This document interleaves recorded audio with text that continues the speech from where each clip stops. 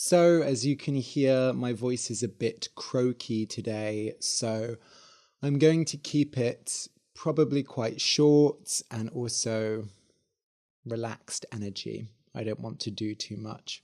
I'm trying something new with today's episode. For a conversational episode, I decided it makes sense to record it sitting at my desk, and then I can put the video on YouTube.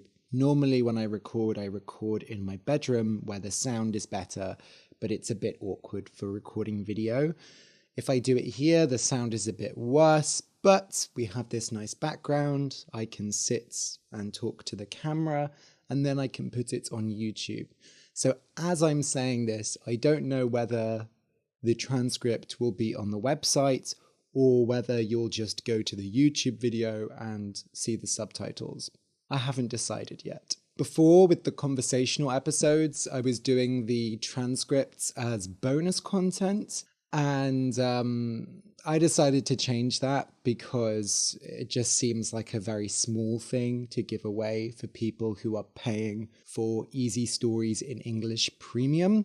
So I'm experimenting with some other things for Easy Stories in English Premium. So don't worry, you will get some nice things if you're supporting me there. And I'm going to give everyone the transcripts for the conversational episodes. So that's exciting. Last week, well, I guess when this episode comes out, it will be over a week ago. So recently, I did a live stream, and it was the first live stream I'd done for about 2 years. So it was quite exciting. It was lovely to see lots of familiar names in the chat. It was a very fun time. I answered questions, we chatted, and I improvised a story using people's ideas. So I mentioned at the beginning of this episode that I was going to talk about blasphemy. If you don't know what blasphemy is, it's when you say something that shows a lack of respect to God. Now, I want to sincerely apologize to all of my Islamic listeners, to all of my Muslim listeners.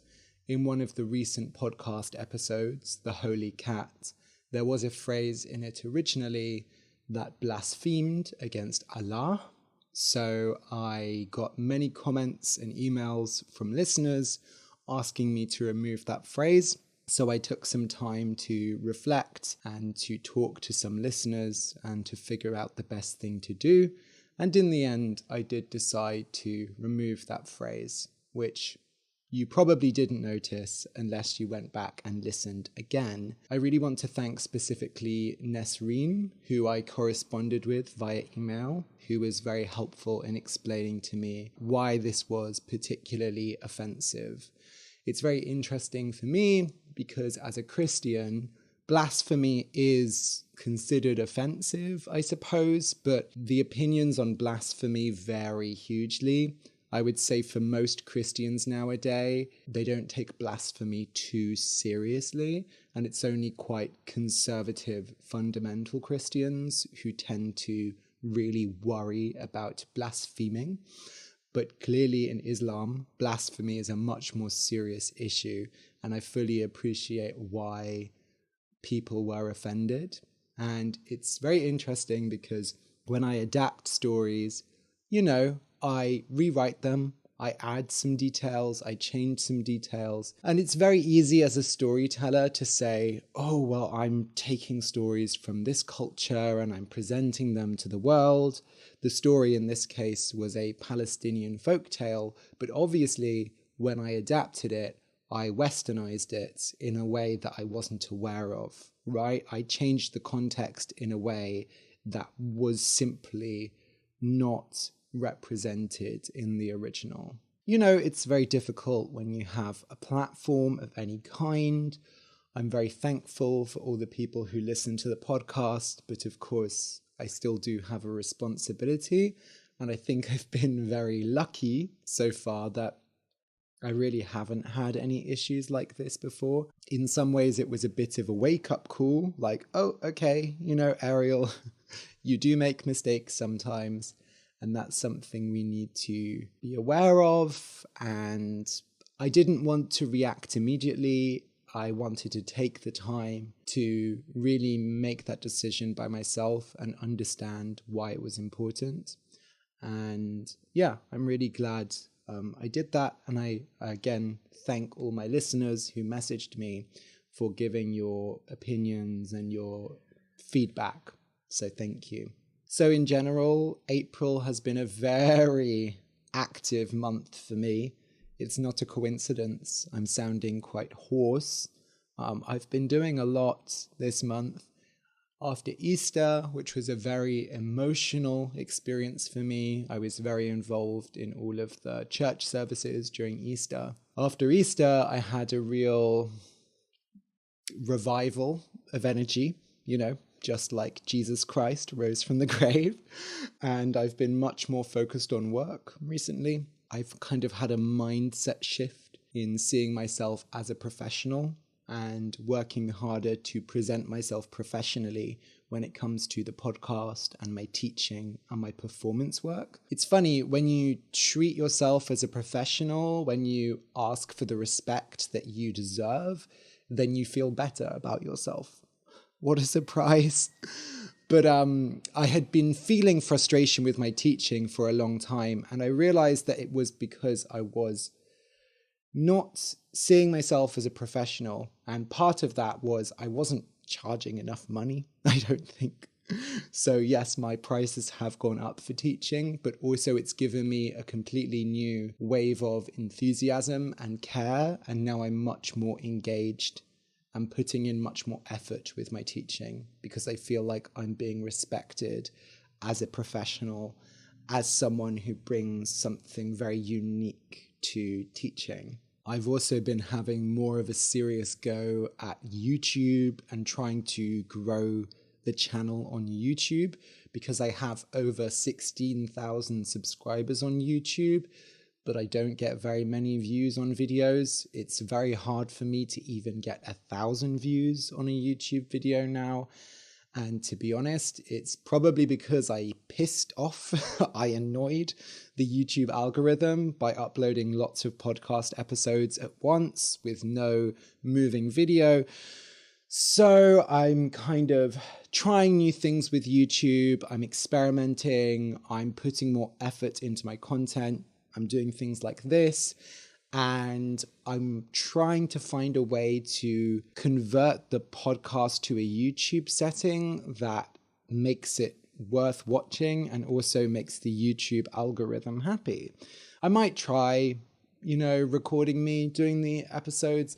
I don't know. It's very difficult because if I make the process of recording a new episode too complicated, it's going to make it harder for me to do it, and then it's going to take more time and energy.